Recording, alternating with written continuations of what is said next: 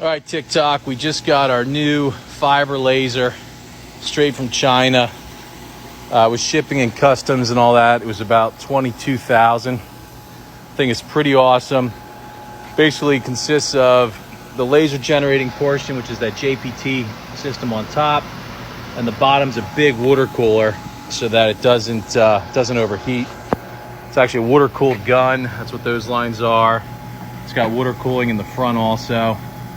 So pretty slick. That's the laser gun. Not really much to see in there, but that's where the laser comes out. So I'll show you how this thing works. That's a really old, rusty piece of metal. This wasn't just sitting outside for a while. This is like from a 10-year-old tractor trailer, but I'll show you how good this works.